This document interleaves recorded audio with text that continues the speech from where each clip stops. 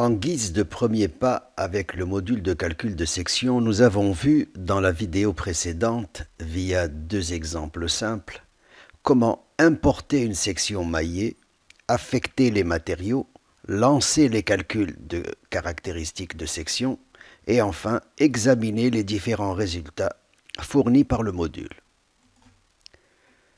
Le module de calcul de section propose un panel important de sections donné à titre d'exemple, ainsi que la possibilité pour certaines formes de sections d'être générées de manière automatique.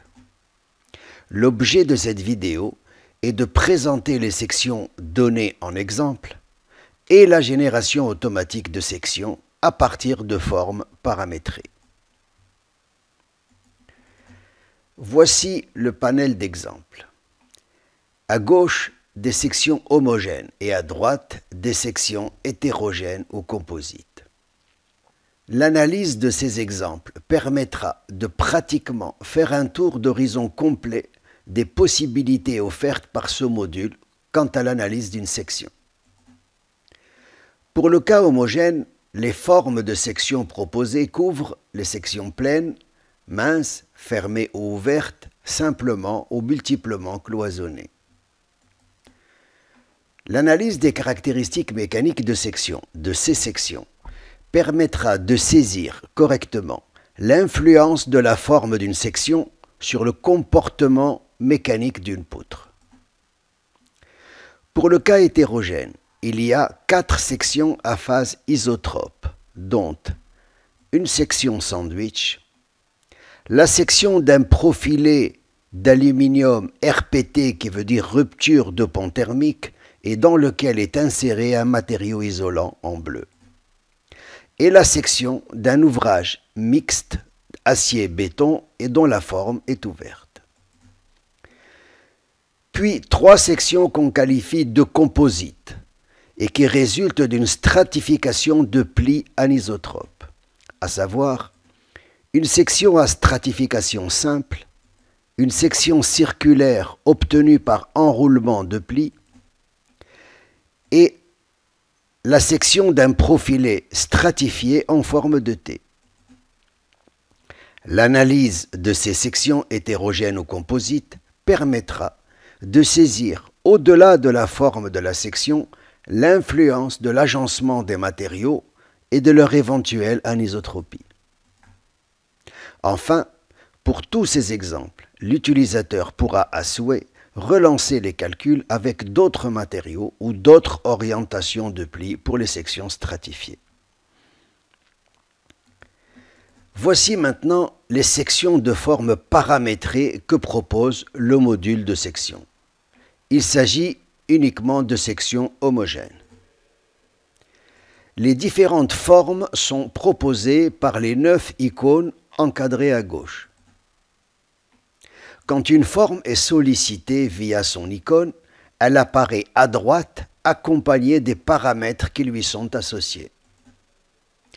L'utilisateur est alors invité à déclarer pour chaque paramètre une valeur afin que la section puisse être automatiquement générée.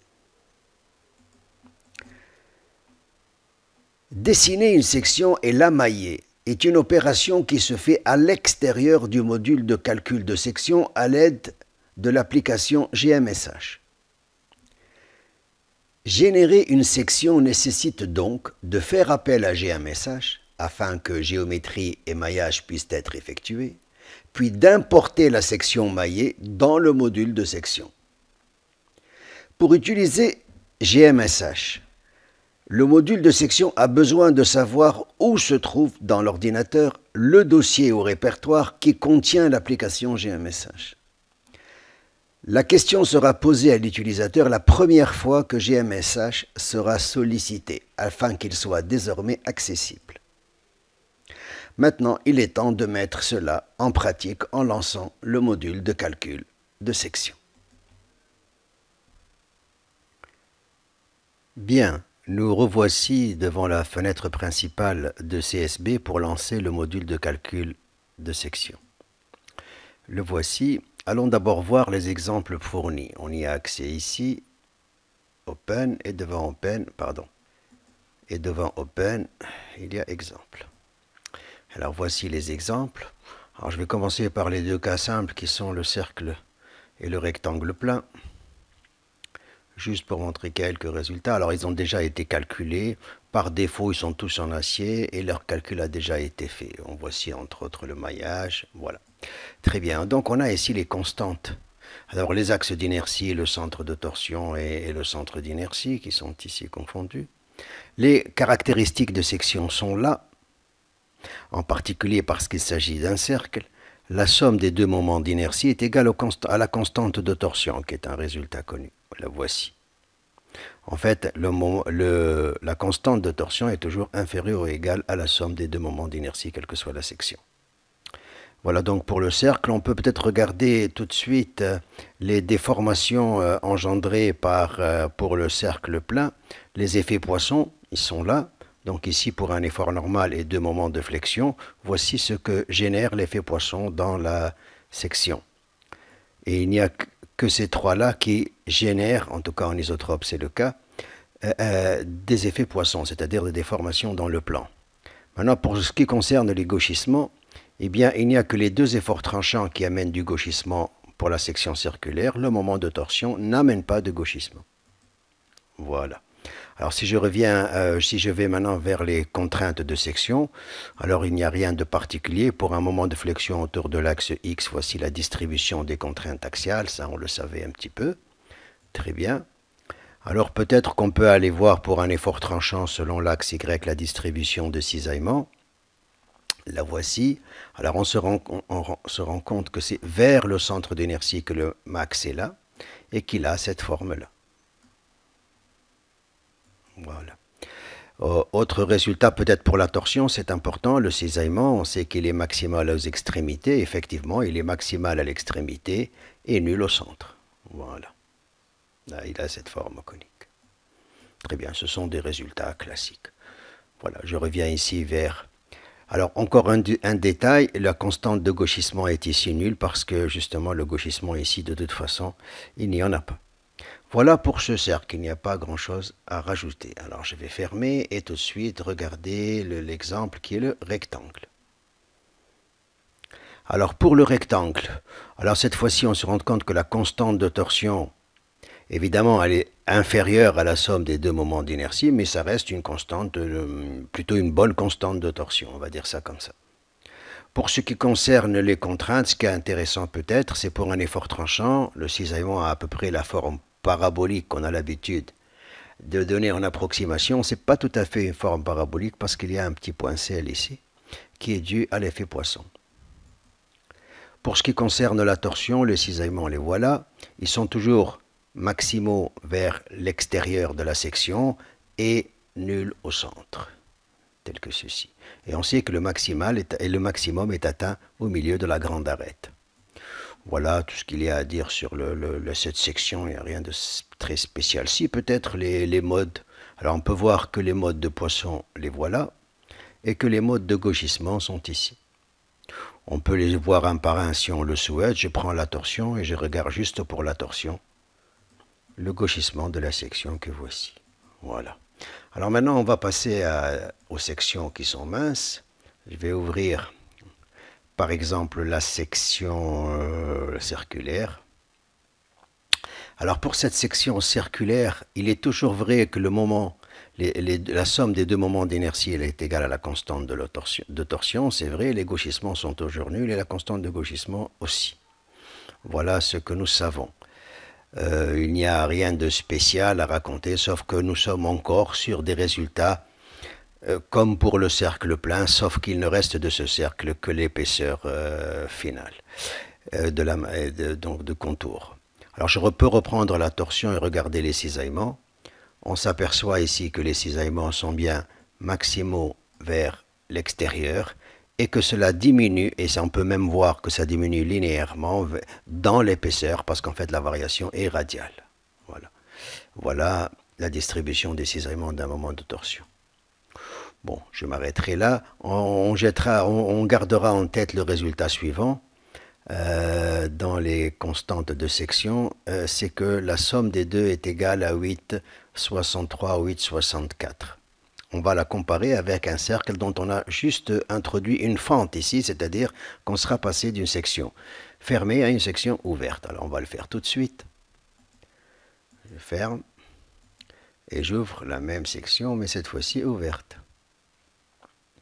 Alors on peut voir ici que la somme n'est plus du tout égale à la constante de torsion, et on peut même faire le rapport pour voir qu'il s'agit d'une constante qui est 300 fois plus petite que celle quand la section était fermée. Voilà. Alors en l'occurrence, la section n'est plus symétrique, il y a un centre de torsion ou de cisaillement qui est là, on sait qu'il est sur l'axe de symétrie, et qu'il se trouve à un diamètre de centre de torsion. Voilà. Je vais encore fermer. Cette fois-ci, je vais aller voir une section en I, celle-là. Alors dans la section I, elle a déjà aussi été calculée. Voici les deux moments d'inertie. La constante de torsion, elle est à peu près 100 fois plus petite que la somme des deux, mais ça reste, c'est assez faible parce que la constante de torsion ici correspond à une section ouverte, mais elle n'est pas si faible que ça, on va dire. Très bien. Alors pour ce qui concerne les déformations, alors voici les déformations dans le plan de la section et qui sont associés à l'effort normal et aux deux moments de flexion et au gauchissement de la section, entre autres de torsion ici. Alors je vais juste regarder celle de torsion parce qu'elle est importante. La voici. Le gauchissement d'une section I. Alors, plus intéressant, ce sont les distributions de contraintes. Pour ce qui concerne le moment autour de cet axe, la distribution des contraintes axiales est un résultat standard, c'est toujours linéaire, on est d'accord. Mais par contre, ce qui est intéressant, c'est de regarder les cisaillements associés aux efforts tranchants. Voici le cisaillement associé à l'effort tranchant pour un effort tranchant selon l'axe Y vertical. On voit que les cisaillements sont complètement repris, les cisaillements d'effort tranchant sont complètement repris par l'âme et qu'ils sont pratiquement nuls dans les semelles.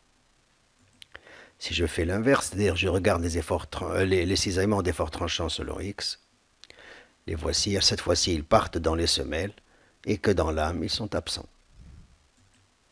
Enfin, évidemment, donc il est clair ici que les contraintes axiales sont associées au moment et ils partent dans les fibres extrêmes. Et on a vu l'endroit où partent les cisaillements d'efforts tranchants. Quant au moment de torsion, on va retrouver le résultat général que nous connaissons, c'est que les cisaillements max sont atteints en même temps, ils sont à peu près constants sur tout le contour extérieur et qu'ils sont nuls sur le centre du profil. Le centre du profil étant au milieu de l'épaisseur. Voilà, on peut faire ça comme ça. Alors évidemment, il y a un petit peu de concentration dans les recoins, mais ça c'est normal et ils sont ici calculables. Voilà la distribution de torsion pour une section mince, de cisaillement de torsion pour une section mince ouverte. Bien. Qu'est-ce qu'il y a d'autre à voir pour cette section? Pas grand-chose. Je crois qu'on a fait le tour de quelques sections que et chacun est invité à explorer les résultats et éventuellement aussi peut-être changer les matériaux pour voir l'influence qu'ils peuvent avoir. En fait, il n'y aura pas réellement d'influence sur le résultat que nous voyons, sinon leur valeur, et peut-être quand même, pour une section pleine, je le dis, c'est que les constantes, les sections réduites d'efforts tranchants sont influencées pour les sections pleines par la valeur du coefficient de Poisson. Voilà donc pour ces résultats. Alors je vais fermer. Et maintenant nous allons faire autre chose, nous allons voir les sections paramétrées. Alors, pour cela, je vais faire importer une section paramétrée. Et comme c'est la première fois, on me demande, mais où se trouve le dossier ou le répertoire qui contient l'application GMSH. Alors je vais le lui indiquer. Ça se trouve quelque part ici. Pardon. Voici le dossier.